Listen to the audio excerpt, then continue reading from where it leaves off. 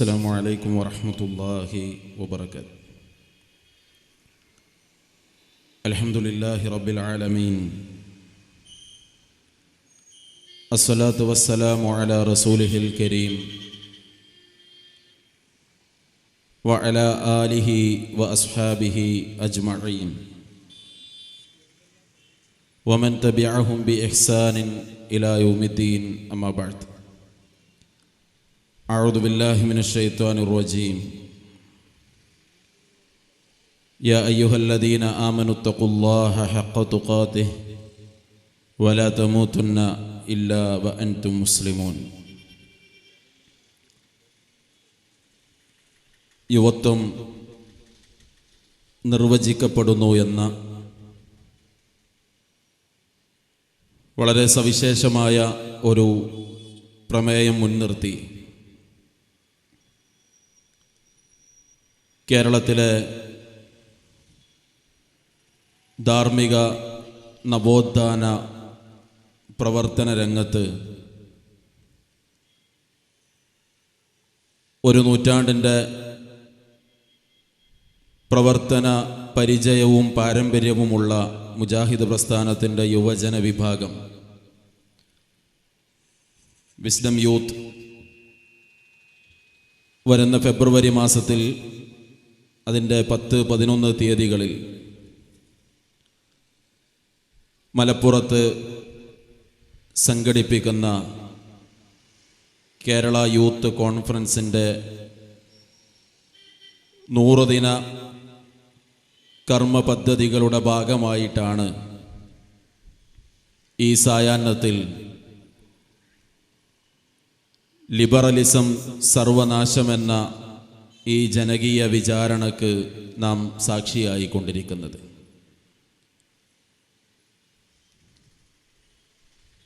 ഈ സംഗമത്തിൻ്റെ മോഡറേറ്ററായിട്ടുള്ള വിസ്ഡം യൂത്തിൻ്റെ ജില്ലാ പ്രസിഡന്റ് റാഷിദ് സ്വലാഹിയുടെ സംസാരത്തിൽ ഈ ഒരു പ്രോഗ്രാമിൻ്റെ ഉദ്ദേശ ലക്ഷ്യങ്ങളെ ഓർമ്മപ്പെടുത്തുന്ന സൂചനകൾ നമ്മൾ കേൾക്കുകയുണ്ടായി. ശുഭകരമല്ല നമ്മൾ കേൾക്കുന്ന വാർത്തകളൊന്നും. ഏറെ സാങ്കേതിക സംവിധാനങ്ങളുടെ വളർച്ചയും പുരോഗതിയുമൊക്കെ കൈവരിച്ച ഈ ഒരു കാലഘട്ടത്തിൽ ആർട്ടിഫിഷ്യൽ ഇൻ്റലിജൻസിൻ്റെ അനന്ത സാധ്യതകളെ നാം തേടിക്കൊണ്ടിരിക്കുന്ന റോബോട്ടുകൾ ഉപയോഗിച്ച് മനുഷ്യർ നിർവഹിക്കേണ്ട കാര്യങ്ങളെ എങ്ങനെ നിർവഹിക്കാനാകും എന്നതിൻ്റെ വിവിധങ്ങളായ പഠനങ്ങൾ നടത്തിക്കൊണ്ടിരിക്കുന്ന ആ രംഗത്ത് വലിയ വളർച്ചകൾ കൈവരിച്ചു കൊണ്ടിരിക്കുന്ന ഇതേ കാലഘട്ടത്തിൽ തന്നെയാണ് മാനവിക ധാർമ്മിക സദാചാര മൂല്യങ്ങൾക്ക് വലിയ തകർച്ചയും ഇടിവും സംഭവിക്കുന്ന വാർത്തകളും വർത്തമാനങ്ങളും നമ്മൾ കേട്ടുകൊണ്ടിരിക്കുന്ന വാർത്തകളിലെ വിഷയങ്ങളിൽ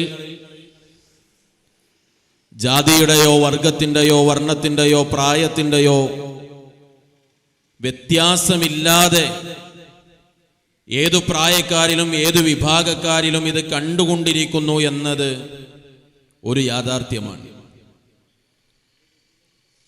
ഒരാളുടെ പേരിൻ്റെ മുൻപിൽ ഡോക്ടർ എന്നും ആ പേരിൻ്റെ പിറകിൽ MBBS എന്നും രേഖപ്പെടുത്തപ്പെടണമെങ്കിൽ ദീർഘമായ കാലത്തെ പഠനവും അന്വേഷണങ്ങളും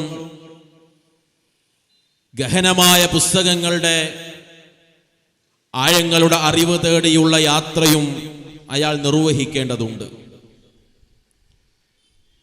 അത്തരത്തിൽ പഠനം പൂർത്തിയാക്കി ഡോക്ടറായി MBBS കിട്ടിയ ഒരാൾ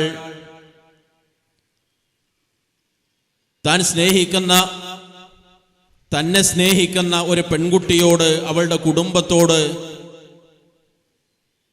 ഒരുപക്ഷെ ഈ തലശ്ശേരി ബസ് സ്റ്റാൻഡിൽ എന്നെ കേൾക്കുന്ന എല്ലാ മനുഷ്യ മനസ്സുകളും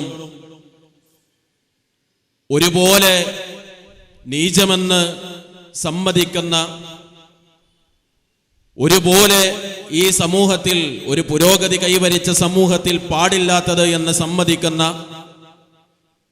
സ്ത്രീധനം ചോദിച്ചതിൻ്റെ പേരിലാണ് MBBSകാരിയായ ഒരു പെൺകുട്ടി ആത്മഹത്യ ചെയ്ത വാർത്ത നമ്മൾ കേൾക്കുകയുണ്ടായത്. അപ്പോൾ ആത്മഹത്യ എന്നത് സംഭവിക്കുന്നിടത്ത് താൻ കരസ്ഥമാക്കിയ ഉന്നതമായ വിദ്യാഭ്യാസവും ഉന്നതമായ ഡിഗ്രിയും അത്തരക്കാരെ പിറകോട്ട് നയിച്ചിട്ടില്ല. അതിന് കാരണമായി തീരുന്ന, അതിലേക്ക് വഴിയൊരുക്കിയ, ഇന്ന് നാലാളുടെ മുന്നിൽ ഉറക്കെ ചോദിക്കാൻ ആളുകൾ മടിക്കുന്ന, ഇന്നത്തെ ചെറുപ്പക്കാർ മാതൃകയാണ് എന്ന് പലപ്പോഴും ആളുകൾ സമ്മതിക്കുന്ന സ്ത്രീധനം പോലെയുള്ള കാര്യങ്ങൾ ചോദിക്കാതിരിക്കാനുള്ള മാന്യത ഞാൻ കാണിക്കേണ്ടിയിരുന്നു എന്നിടത്തേക്ക് ആ ചെറുപ്പക്കാരന്റെ ഡിഗ്രിയും അയാളെ നയിച്ചിട്ടില്ല.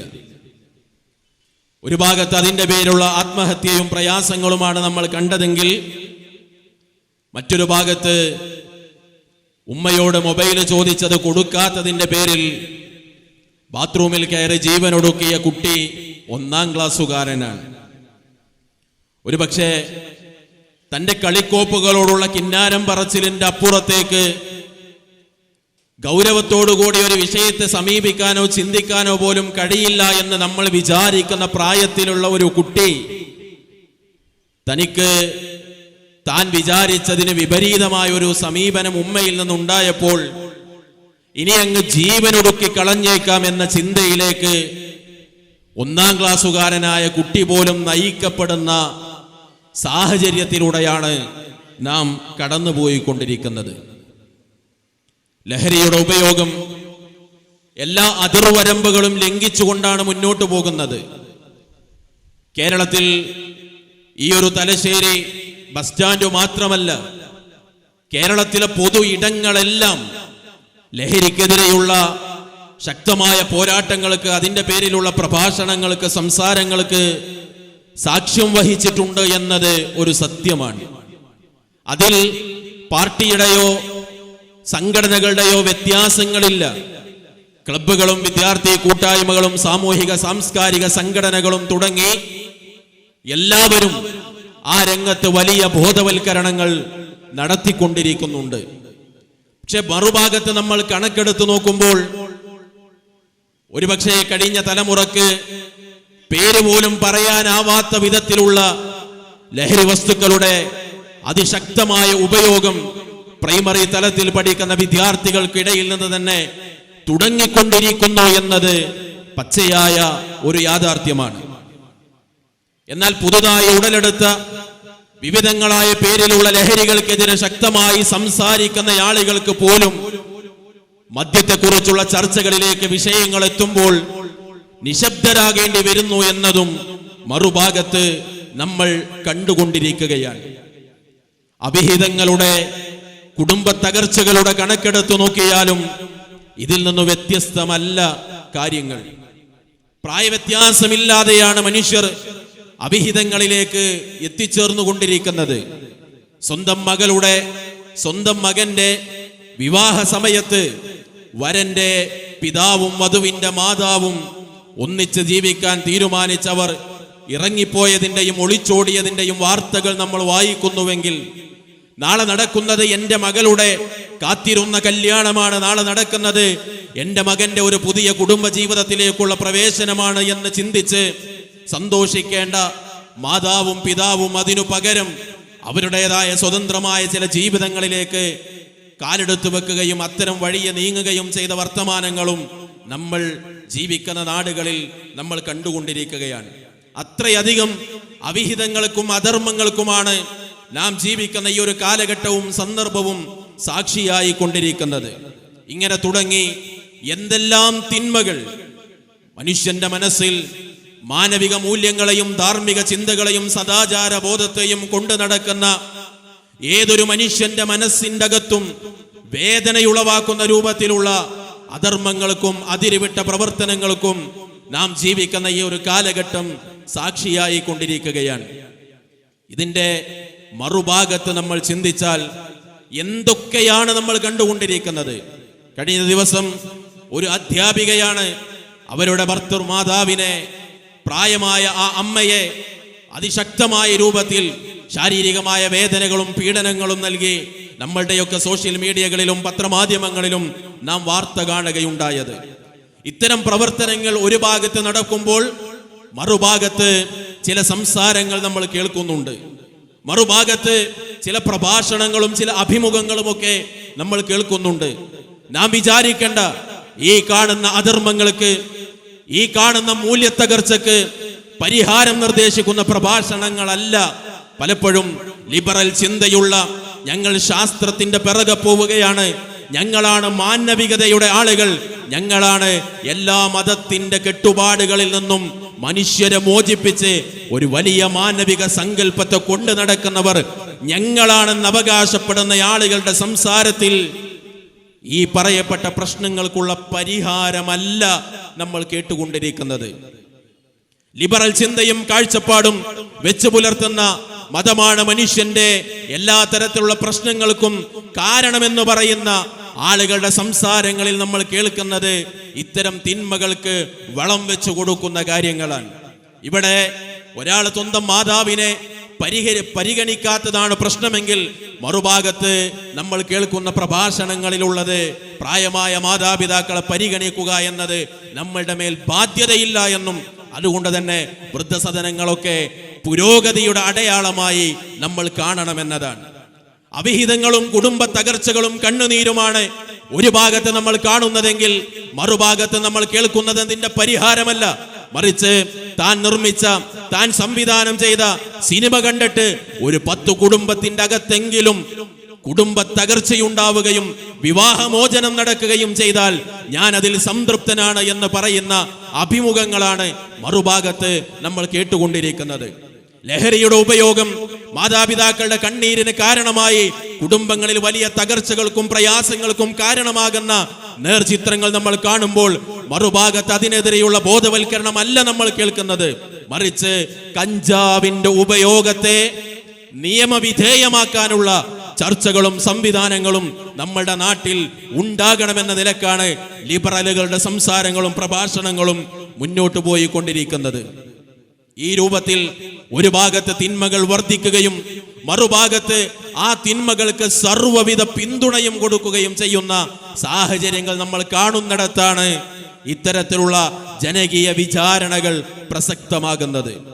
ഈ തിന്മകൾക്ക് ഇവർ വളം വെച്ചു കൊടുക്കുകയും ഈ തിന്മകളുടെ വളർച്ചക്ക് ഇത്തരം ചിന്താഗതിക്കാർ വെള്ളമൊഴിച്ചു കൊടുക്കുകയും ചെയ്യുമ്പോൾ മാനവികതയെ സ്നേഹിക്കുന്ന, ധാർമ്മിക മൂല്യങ്ങൾ നിലനിൽക്കണമെന്ന് ആഗ്രഹിക്കുന്ന, സദാചാര ബോധമുള്ള ഒരു സമൂഹത്തിന്റെ പുനഃസൃഷ്ടി സാധ്യമാകണമെന്ന് ആഗ്രഹിക്കുന്ന മനുഷ്യരുടെ മുന്നിലേക്കാണ് ലിബറലിസം സർവനാശത്തിന്റെയും കാരണമാണ് എന്ന ശക്തമായ സന്ദേശവും ഉയർത്തിപ്പിടിച്ച് വിസ്ഡം യൂത്ത് ഈ ജനകീയ വിചാരണ അതിന്റെ മറ്റൊരു എഡിഷനിലേക്ക് ഈ സായം സന്ധ്യയിൽ നമ്മൾ പ്രവേശിക്കുന്നത്. ഇൻഷാ അല്ലാഹ് ഈ പ്രോഗ്രാം അവസാനിക്കുമ്പോൾ ലിബറലുകൾ സമൂഹത്തിന് സംഭാവന ചെയ്ത സകല തിന്മകളുടെയും അടിവേരറുത്തുകൊണ്ട് ഓരോ മനുഷ്യർക്കും ഓരോ കുടുംബത്തിനും തിരിച്ചറിവ് നൽകുന്ന പാഠങ്ങൾ പകർന്നുകൊണ്ടാണ് ഈ ജനകീയ വിചാരണ ഇൻഷാ അല്ലാഹ് നമ്മൾ ഇവിടെ പൂർത്തിയാക്കുക. അതുകൊണ്ട് സഹോദരങ്ങളെ, പ്രശ്നങ്ങളെ പർവ്വതീകരിച്ച് കാണിച്ച്, പ്രശ്നങ്ങളെ ഉയർത്തി കാണിച്ച് അതിന്റെ പേരിൽ ചർച്ച നടക്കുന്ന ഒരുപാട് ചർച്ചകൾക്ക് നമ്മളെല്ലാം സാക്ഷിയായിട്ടുണ്ട്.